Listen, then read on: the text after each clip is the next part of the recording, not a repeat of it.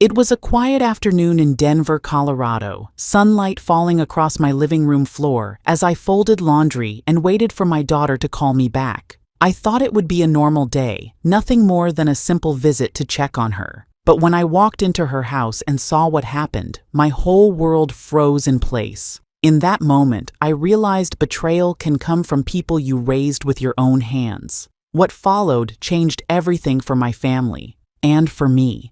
If you're watching this, please like the video, subscribe, and stay till the end.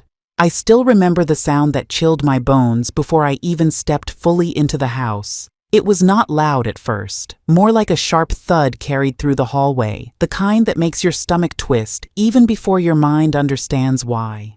I had come only to bring my daughter some soup I made that morning. She had sounded tired the night before when we spoke, her voice thin, her words soft. I thought she simply needed rest, maybe some home cooking, maybe the comfort of seeing her mother's face. I walked up her front steps thinking I was just dropping off a warm meal. I never imagined I was walking into the worst moment of my life as a mother. When I opened the door, which was strangely unlocked, I stepped into a room filled with a kind of silence that is not real silence at all. It was the heavy kind, the stiff kind, the kind that sits on top of trouble, like a lid on a boiling pot. I called her name once, just a soft call, expecting her to answer from the kitchen or the living room. But the second sound that followed was not her voice. It was a slap. Not a simple tap, not an argument bump, not an accident. It was a full, sharp, open-handed slap that echoed through the house so loudly that it cut through my chest like glass.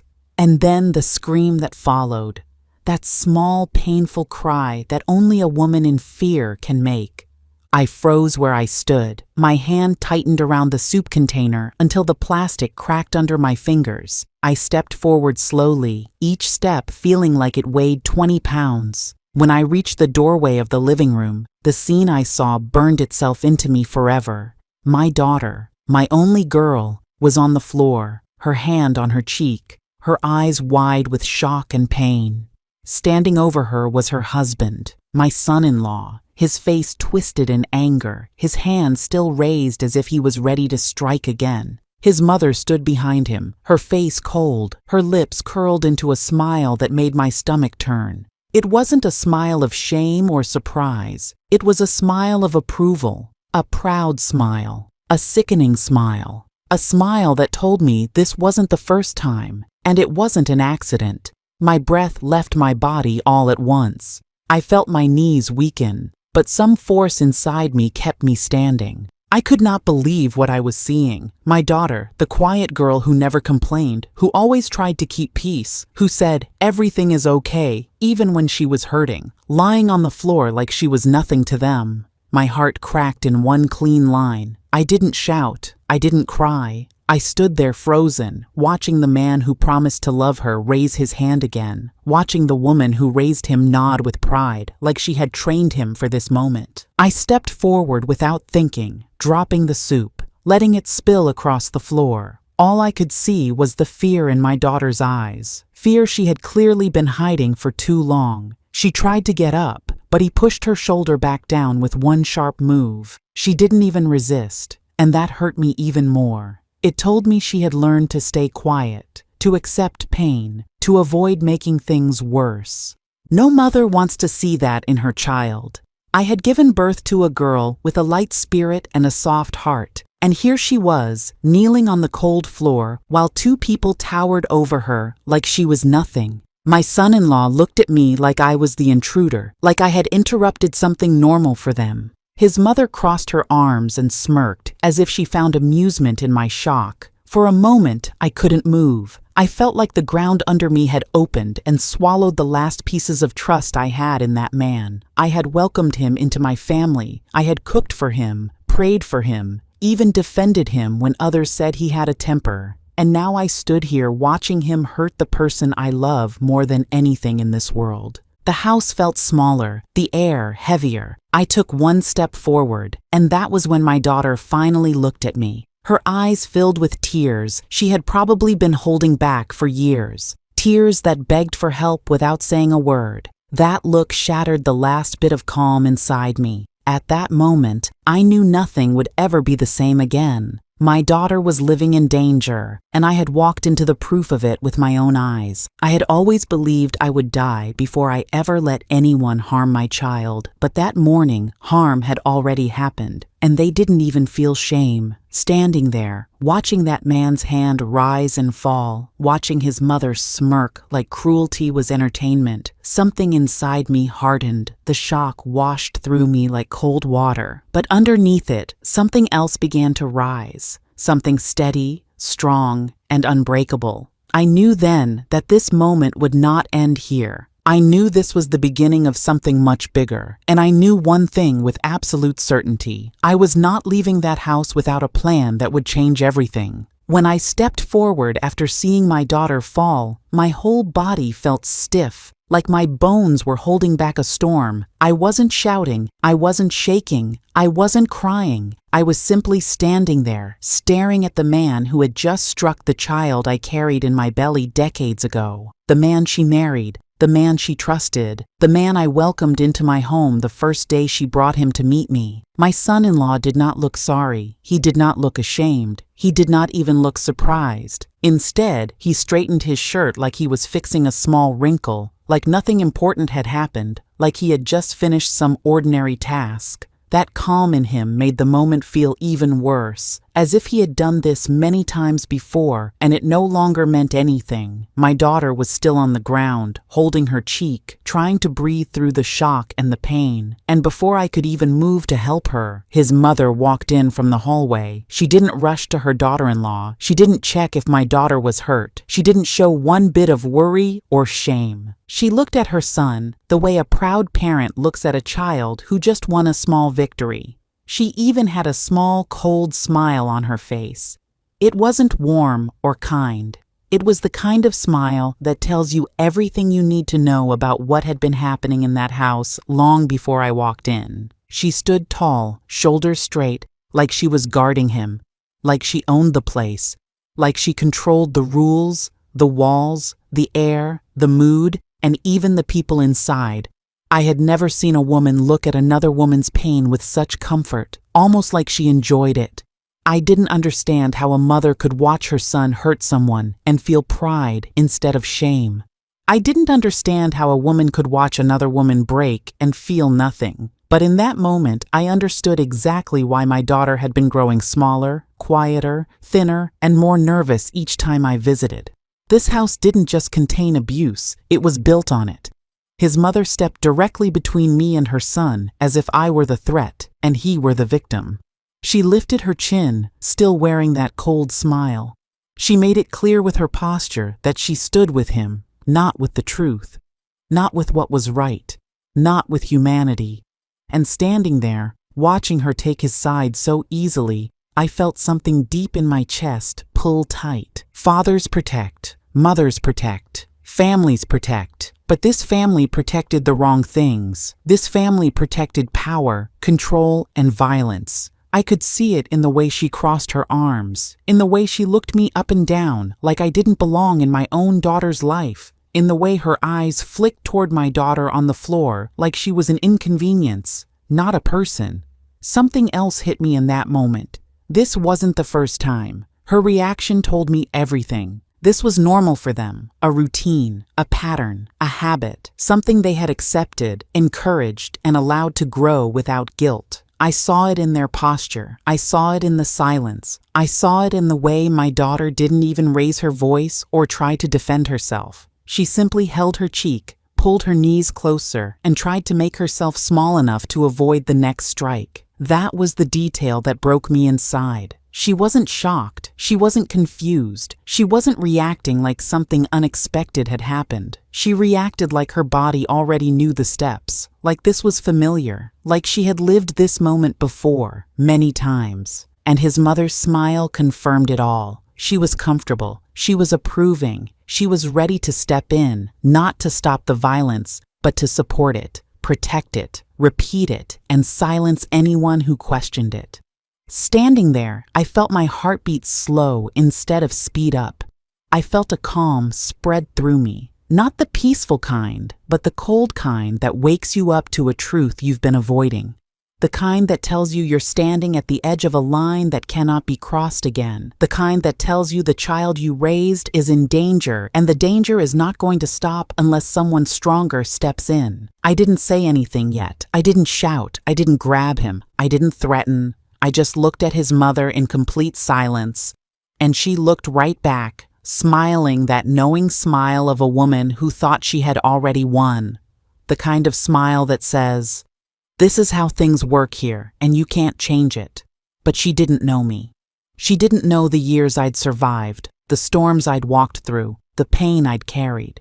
She didn't know that a mother only looks powerless until she decides she's had enough. She didn't know that this moment wasn't the end for me. It was the beginning, because that smile of hers lit a fire in me I didn't know I still had. A fire that would burn every lie they built. A fire that would bring the truth out into daylight and tear their comfort apart. She thought her smile gave her power. She didn't know it gave me a reason. For years, I believed my daughter was living a simple and steady life with her husband, the kind of life she always said she wanted. She would call me every Sunday, her voice soft and controlled, telling me that everything in the house was fine and that she was just busy. She said she was learning new recipes, helping her mother-in-law, and giving all her time to being a good wife. I listened and trusted her words because she sounded calm enough, but something often felt missing. A mother always knows when a daughter is hiding pain. Still, she tried to cover every sign with a steady tone and polite answers. She never once hinted that something was wrong behind those walls.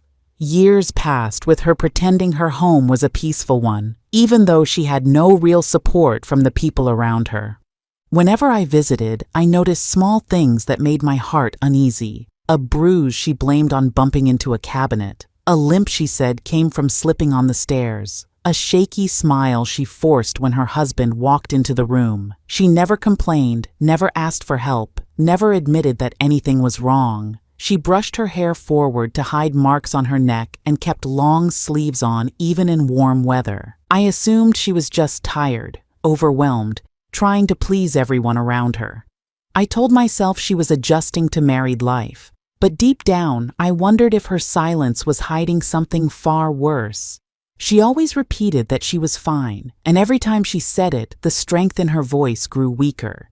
Her in-laws kept her busy with endless chores. She cooked meals for large gatherings, cleaned the entire house, and took care of every relative who showed up.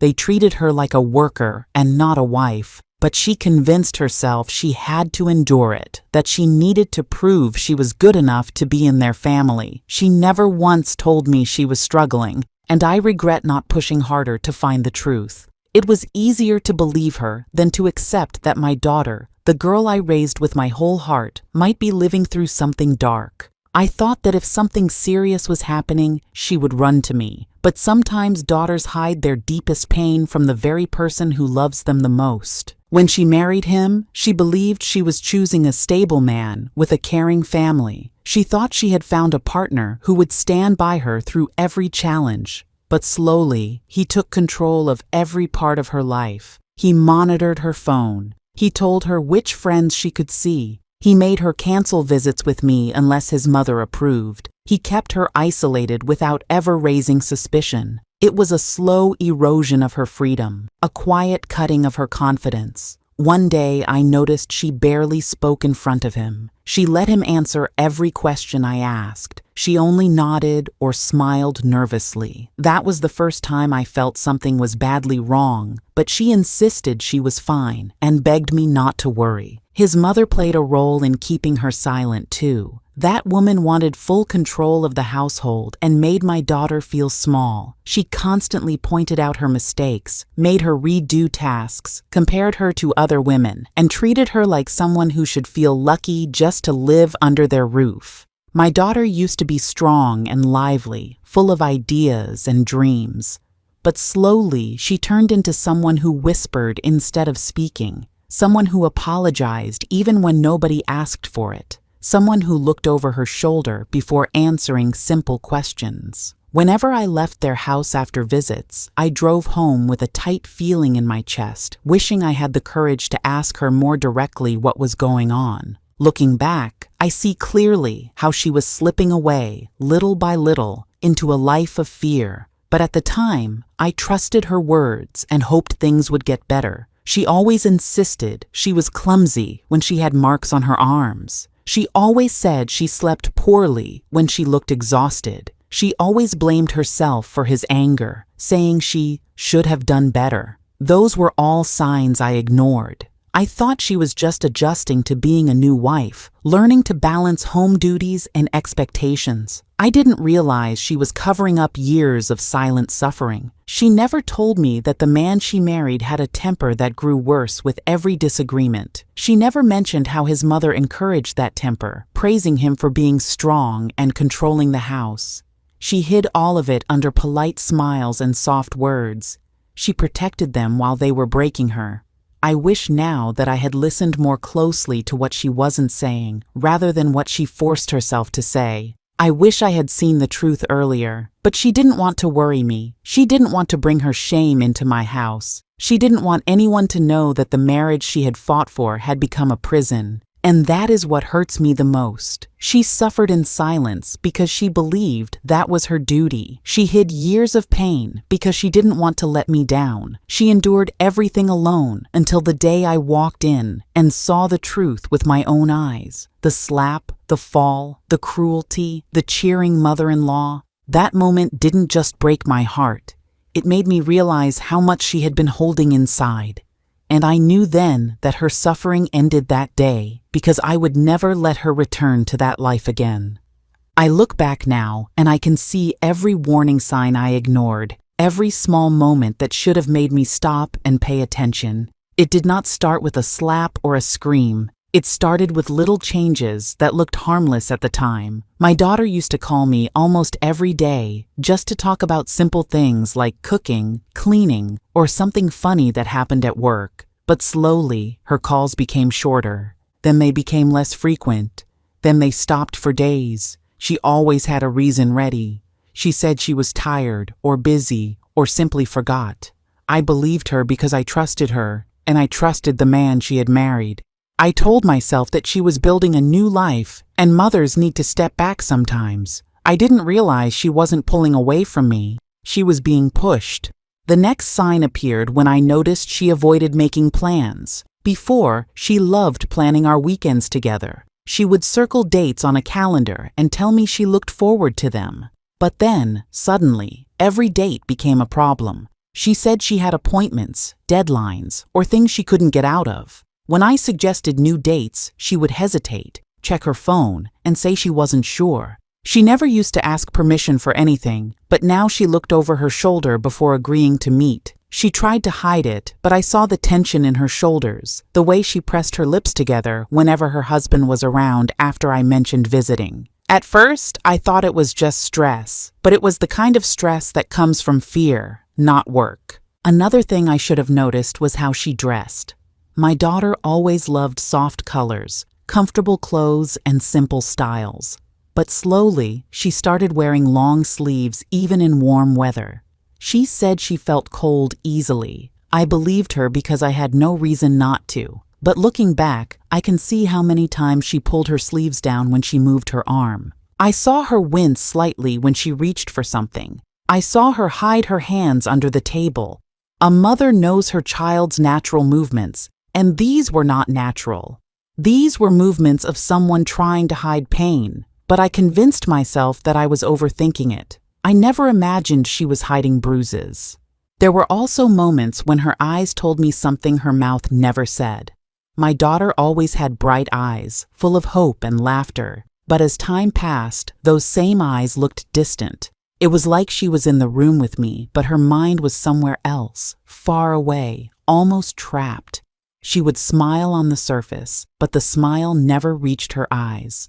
She stopped talking about her dreams, her hobbies, or her goals. Instead, she talked about chores, bills, and how she wanted to avoid problems. She said that word often, problems, and every time she said it, she would sigh like she was carrying a heavy weight. Now I know that the problem she was trying to avoid was her husband's temper. The biggest red flag should have been the way her husband behaved around me.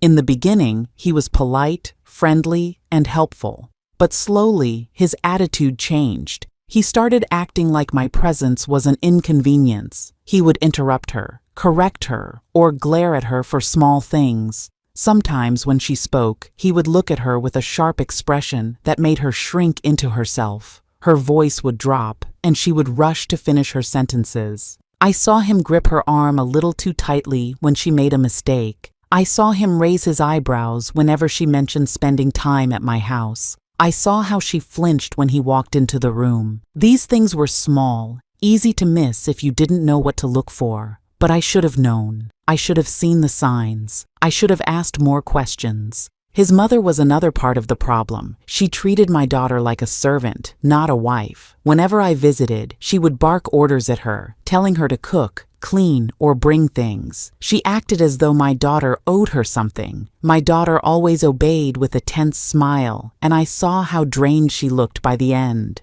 I didn't know then that this behavior was happening every day, not just when I was there. I didn't know that his mother encouraged her son to act the same way, controlling and cruel. All these signs were clear now, but at the time, I tried to be hopeful. I told myself marriages have ups and downs. I told myself families adjust at different speeds. I told myself my daughter was just tired or busy. I convinced myself that everything was normal. But deep down, I think a part of me knew something was wrong. I just didn't want to believe my daughter was living in fear. I didn't want to imagine that the man she married was hurting her. And so the small signs piled up, one after another, until the day everything exploded in front of me. That slap on the floor didn't appear out of nowhere. It started with every red flag I ignored, every look, every change, every bruise, every hesitation.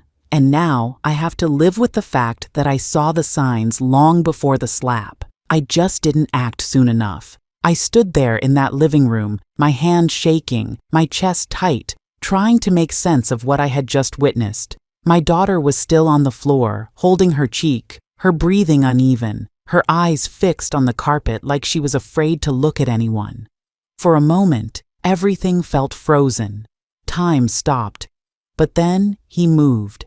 My son-in-law grabbed her by the wrist, not gently, but with the force of someone dragging a heavy bag. He yanked her upward like she was weightless, like she did not matter, like she was not a human being at all. His hand dug into her skin. I could see the red marks forming right there. I could hear her wince even though she tried to hide it. He pulled her so close to his face that I could see her blinking fast, almost shaking from fear. And as if that cruelty was not enough, he pushed her back against the wall and told her she needed to learn her place. Each word sharp, controlled, like he enjoyed saying it. His mother stood nearby, arms crossed, nodding as if this was normal, as if this was discipline instead of violence. She looked proud of her son, proud of the harm he caused, proud of the fear he created.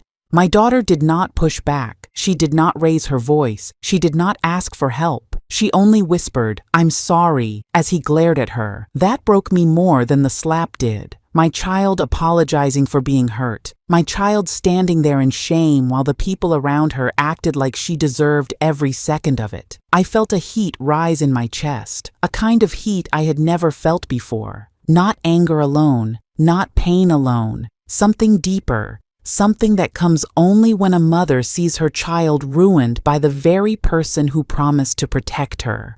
I stepped closer, but his mother lifted her hand toward me, blocking my path. She smiled again, that same cold smile, the kind a person gives when they know they have control, the kind that makes the room colder. He tightened his grip on my daughter's wrist and pulled her again. She stumbled. She almost fell, but he didn't care. He just kept talking to her like she was beneath him, like her pain was entertainment. He told her she needed to stop embarrassing him. He told her she was lucky he stayed with her. Lucky. My daughter, who gave up her job to support him. My daughter, who cooked, cleaned, and cared for his mother. My daughter, who carried all the weight of their home while he lifted nothing but his own ego.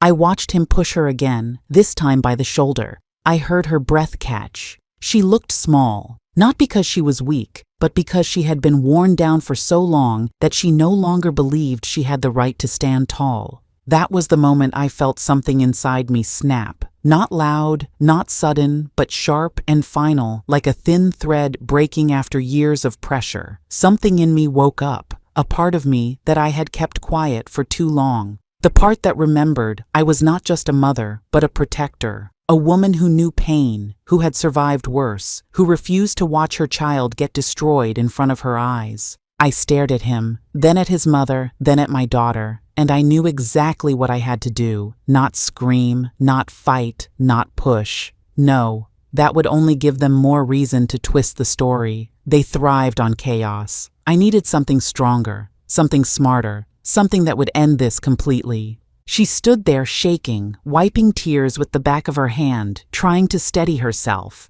He looked proud of himself. His mother looked satisfied, but I stood still, silent, studying everything in that room.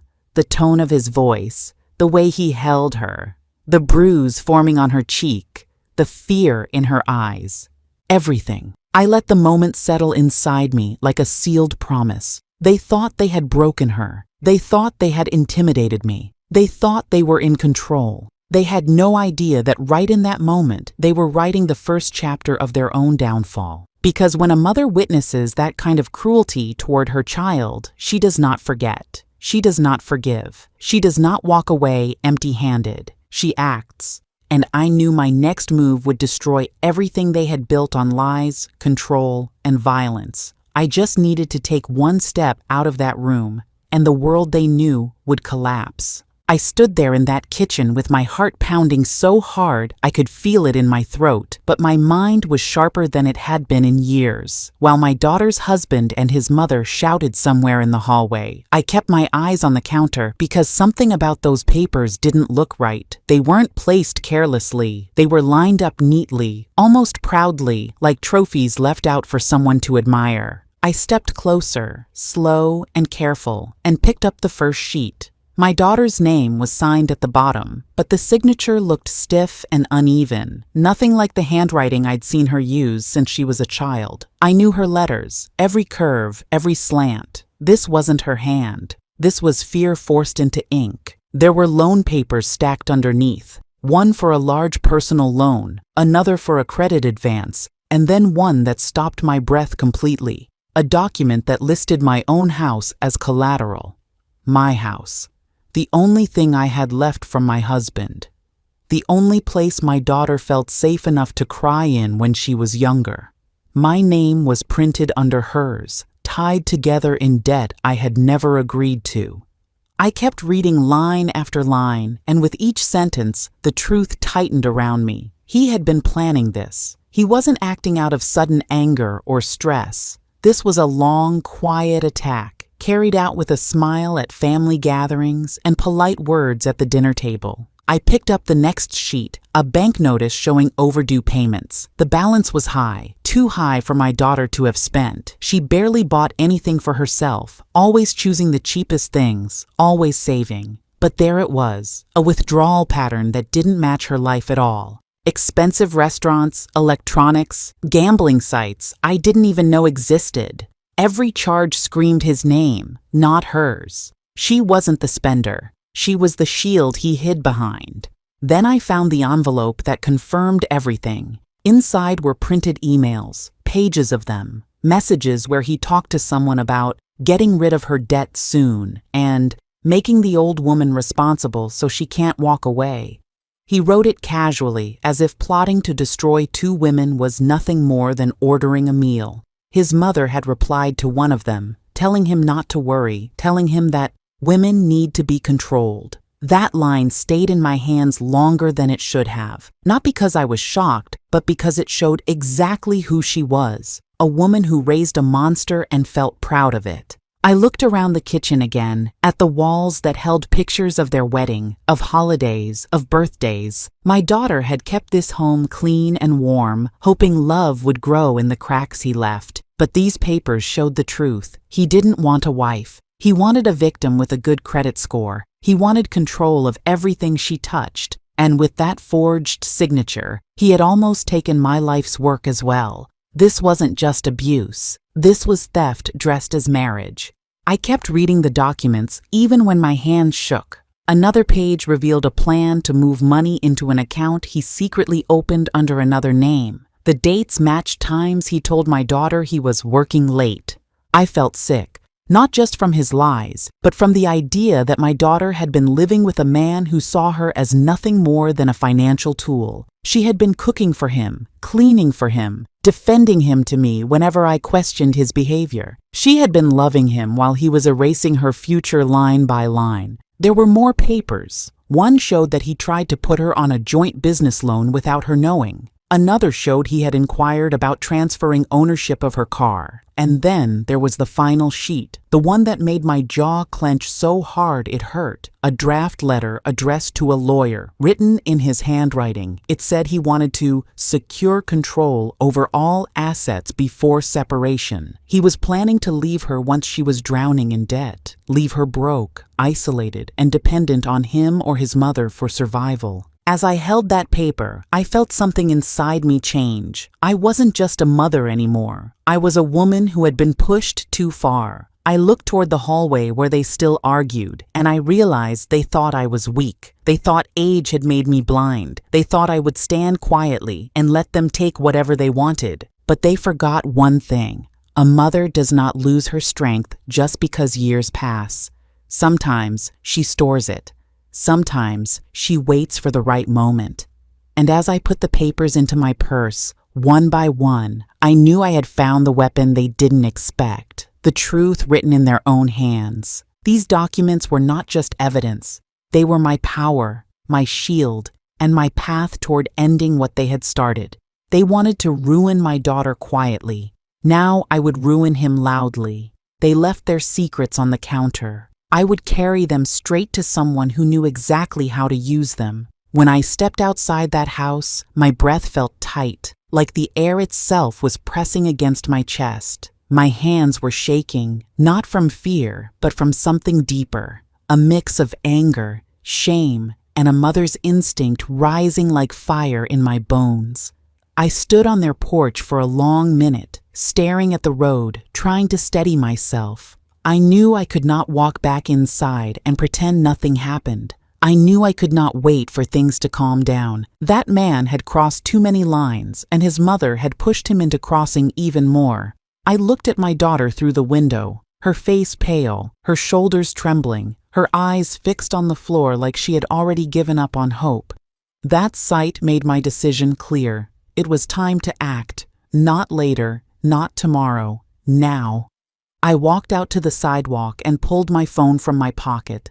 For a second, my thumb hovered over the screen. I had not made a call like this in years, but the person I was about to dial had once told me, "If you ever need me for anything serious, no matter how long it's been, you call." And I knew this situation was more serious than anything I had faced before. I scrolled through my contacts until I found his name. A man who had known me since my younger days. A man who had seen me handle crisis after crisis with quiet strength. He owed me a favor, a big one, not because I ever asked for it, but because sometimes life keeps score in ways people never forget. When he answered, his voice was calm, steady, the kind of voice that told you he dealt with trouble every day and didn't flinch. He asked me what was wrong, and I told him everything. Not with tears, not with panic, but with the cold, steady truth of a mother who has finally run out of patience. I told him about the slap. I told him about my daughter hitting the floor. I told him about the proud smile on the son-in-law's mother's face, like she had won a prize instead of encouraging a crime. And then I told him about the papers I found on the kitchen counter, the forged signatures, the loan with my daughter's name tied to it, the document using my own house as collateral. I told him about the bruises my daughter had been hiding for years, the excuses she made, the way she slowly disappeared piece by piece until she barely looked like herself. I explained it all, every detail, every sign I now realized I had ignored. He didn't interrupt me, he just listened, the way only someone who has handled many broken families and many dangerous situations knows how to listen. When I finished, he took a deep breath and said, You did the right thing by calling." His voice sharpened then, professional, alert, ready to move. He said he would take care of everything. He told me he needed the address, the documents, and one clear confirmation that I wanted to move forward with full action. I didn't hesitate. "Yes," I said. "Do whatever needs to be done. My daughter is not safe there." He told me not to go back inside, not to confront the man again, not to warn anyone. He said the biggest mistake people make in situations like this is giving warnings out of guilt or fear. He reminded me that violence doesn't need a second chance. It only grows. So I stayed outside on the sidewalk, pacing slowly, gripping my phone tight. My heart was racing, but not like before. This time it wasn't from fear. It was from something stronger. Determination. A sense of finally taking control after watching my daughter suffer in silence for far too long. Minutes later, he called again. This time, his tone was different, firm and ready. The plan was already in motion. Officers were on their way. A team would check the forged documents. Another would address the physical abuse. Everything would line up perfectly, because he knew exactly what to do, and because I had come to him with solid evidence. I stood there under the dull evening sky, hearing sirens faintly in the distance, and for the first time in years, I felt like justice was coming, not with noise and chaos, but with precision, with truth, with the weight of everything my daughter had endured finally being recognized. As the sirens grew louder, I felt a strange calm settle over me. My daughter's life was about to change. My life was about to change. His life, the man who thought he could hurt my child and walk away with pride, was about to crumble. And the woman who encouraged his cruelty was about to face her own consequences. All because I stepped outside, took a breath, and made a call I should have made years ago. This was the moment everything shifted. This was the moment the victim became the fighter. This was the moment a mother chose action over fear, and justice began its slow, steady walk toward their front door. The police cars pulled into their driveway faster than I expected, lights flashing across the front windows, drawing neighbors out of their homes and into the cold evening air. I stood outside their door with my hands folded tightly in front of me, keeping myself steady as officers stepped out and approached the house with a quiet seriousness that made the moment feel heavier than anything I had ever lived through. My son-in-law opened the door, confusion on his face, expecting maybe a neighbor or a delivery. Instead, he saw two officers holding documents and folders filled with everything he thought he had hidden from me, from my daughter, and from the world.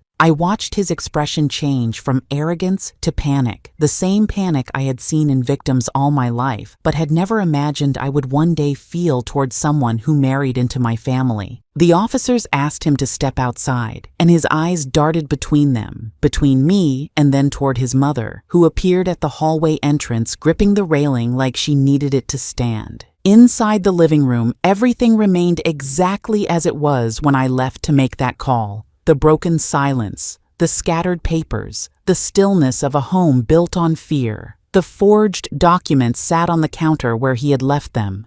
The unpaid debts, the loan filed with my daughter's fake signature, the papers tying my house into a mess he planned to drown us with. All of it lay in plain sight like evidence left behind by someone who believed nobody would dare question him.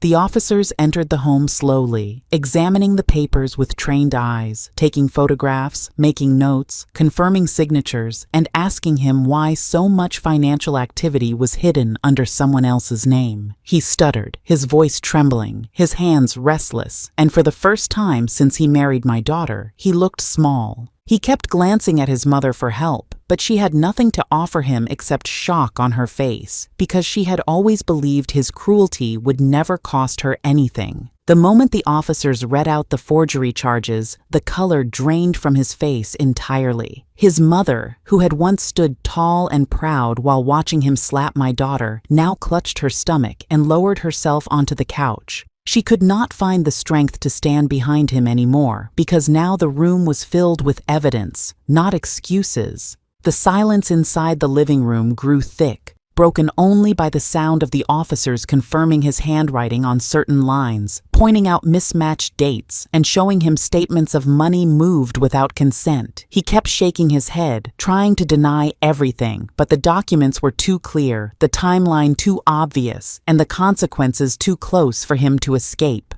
My daughter stood near the staircase, her hands shaking, her breath unsteady, but for the first time in years, she didn't look like she was shrinking into herself. She watched the officers place evidence bags onto the table. She watched her husband being questioned about injuries, about control, about money, about threats, about every sinister thing he had hidden behind a clean shirt and a loud voice. She watched him try to talk his way out of it, but the officers didn't care about charm or excuses.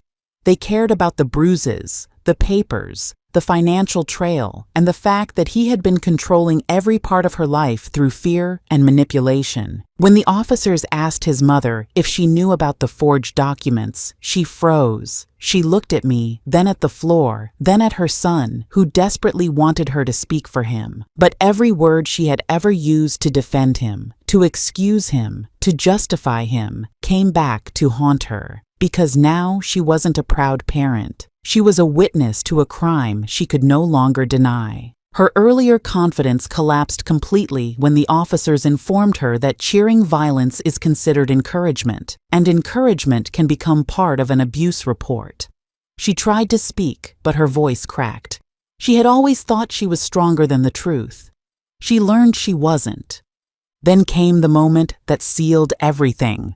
The officers read out the charge of domestic violence, and my daughter took one quiet step backward, as if allowing the truth to stand between them at last. Her husband looked at her like she had betrayed him, but she didn't flinch. She didn't cry. She didn't look away. She simply stood there, watching the life he built out of fear crumble around him. When the officers placed his hands behind his back, his head dropped. He didn't fight. He didn't yell. He didn't try to act tough. He simply walked forward as the doorway filled with flashing lights, neighbors whispering, and the weight of consequences he thought he would never face. As they led him out, he glanced back at me, hoping I would soften. But I didn't. I stood still, steady, resolved. Because this wasn't revenge. This was protection. This was justice. This was a mother choosing to save her daughter instead of staying silent. And as the police car door closed behind him, I felt the fear that had lived in my chest for years finally loosen. Justice had begun, and neither he nor his mother had the power to stop it anymore. When the dust finally settled and the noise of that terrible day faded, the true consequences unfolded in a slow, steady way that felt more real than the sudden shock of the slap itself. It was not a dramatic moment or a single loud action that changed everything. It was a long list of facts, papers, testimonies, and proof collected by calm professionals who had no interest in excuses. My son-in-law, who had thrown his weight around the home for years, suddenly found himself stripped of every bit of power he thought he owned. The officers who took him into custody treated him like any other man accused of violence, fraud, and coercion. They did not see a husband, a father, or a man protecting his household. They saw a person who had crossed every line a man could cross, physical, emotional, financial, and had finally met a limit he could not push past. His mother, the woman who cheered when my daughter was hurt, tried to talk her way out of trouble, but evidence does not bend for tears or excuses. Her own words, her own actions, and the documents she had helped him hide were laid out in front of her. She had played a role in everything he did. She had encouraged him, defended him, and mocked the pain of my child. The law saw that clearly, and she paid for it.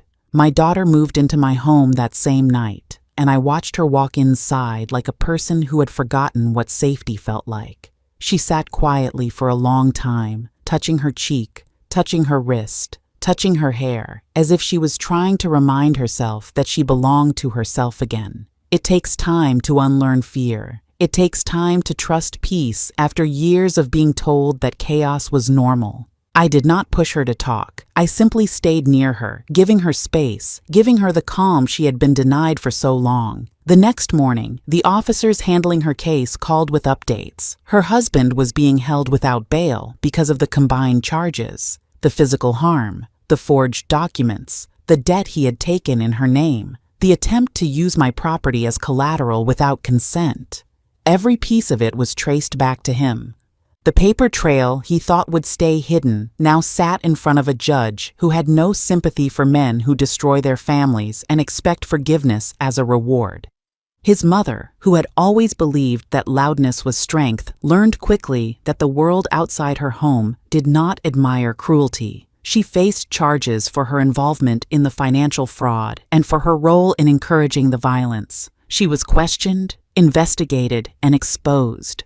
Neighbors who once ignored her attitude began to avoid her. Relatives who once tolerated her behavior stopped answering her calls. She had spent years defending the worst in her son, and now both of them stood alone with the consequences they created. They had believed they were untouchable because no one had ever challenged them. They had believed their home was a stage where they could perform their power without being questioned. But the moment the truth stepped outside those walls, their entire world collapsed. My daughter's name was cleared from the debt. Every signature he had forged was proven false. Every decision he made in her name was reversed. The bank restored her credit. The lawyer I had called ensured that every financial burden he created returned to him alone. My home, which had nearly been put at risk by his greed, was secured under my name permanently. He lost his job due to the charges. His mother lost her standing in the community. For the first time in years, my daughter woke up in a quiet house where no one shouted at her, no one watched her every move, no one demanded loyalty in exchange for peace. She began eating full meals again. She began sleeping through the night. She began walking with her shoulders a little higher, her voice a little stronger. Healing comes slowly, but it comes. I kept every document, every report, every outcome tucked into a file on my shelf. Not to use it again, but to remind myself that protecting your child does not end when they become adults. Some women are taught to stay silent, to keep family secrets, to protect the image of a marriage even while their daughters are breaking inside it. I learned that silence helps the abuser, never the victim. My daughter gained her freedom because I chose action over fear. She gained her peace because I stopped being polite and started being firm. The consequences he faced were not revenge, they were justice. And justice, once served, does not apologize or step back. It simply stands, solid and clear, giving the wounded a chance to rise again. After everything settled, after the police cars left the driveway and the shouting stopped echoing in my head, the house felt strangely quiet. It was the kind of quiet that comes after a storm, heavy, cold, and honest. My daughter sat beside me on the sofa with her hands folded on her lap, breathing in small, shaky breaths. Her face still showed the outline of the slap, and her wrist was still red from where he had pulled her. But she was safe. For the first time in a long time, she did not flinch at every sudden sound. She did not keep glancing at the door, and she did not force a smile to hide fear. She simply sat still, almost as if her body was learning how to exist without pain. That alone told me I had done the right thing, even if a part of me wished I had done it sooner. I kept thinking about all the moments she tried to hide the truth, and all the moments I convinced myself that maybe I was imagining the signs. I remembered every time she brushed off bruises, every time she canceled plans, every time she sounded far away on the phone. I felt guilt rise in my chest like a stone, but I pushed it aside. Guilt would not fix the past. Action had fixed the present, and I promised myself that from this day forward, I would never let fear or doubt make me look away again. In the days that followed, my daughter slowly began to talk. She told me things she had kept buried for years. She admitted how lonely she had felt, how trapped she had become, and how ashamed she was for letting it go on so long. I told her she had nothing to be ashamed of, because people like him do not break you all at once. They break you piece by piece until you don't even realize how much strength you have lost. Listening to her speak in small, quiet sentences made me realize how deep the damage was. Abuse is not just physical. It is emotional, mental, financial, and spiritual. It steals a person's confidence, their trust, their sense of self. It makes them doubt their own reality. Watching her heal slowly was like watching someone relearn how to breathe. It reminded me how important it is to intervene early, even if the signs feel small or unclear at first. The world tells parents to stay out of their adult children's marriages. But I learned something very clearly. Silence can be deadly. Silence can let harm grow. Silence can let a good person sink deeper into misery. I decided that I would never be silent again when something felt wrong. As for him, the consequences came quickly and hard. The charges were laid out one by one: assault, financial fraud, document forgery, intimidation. His mother's behavior became evidence too, because cheering for abuse is not something any decent person does. Their arrogance had blinded them. They never expected anyone to stand up to them, especially not someone they saw as an older, harmless woman. But they were wrong. Age does not erase strength. Age builds it. Years teach you what battles are worth fighting, and this one was worth everything. Watching him being led away in handcuffs did not give me joy, but it did give me peace. He had spent so long acting like he controlled everything. Now he finally faced the truth. He could not bully his way out of consequences. My daughter slowly started rebuilding her life. She met with counselors, joined support groups, and began focusing on herself for the first time in years.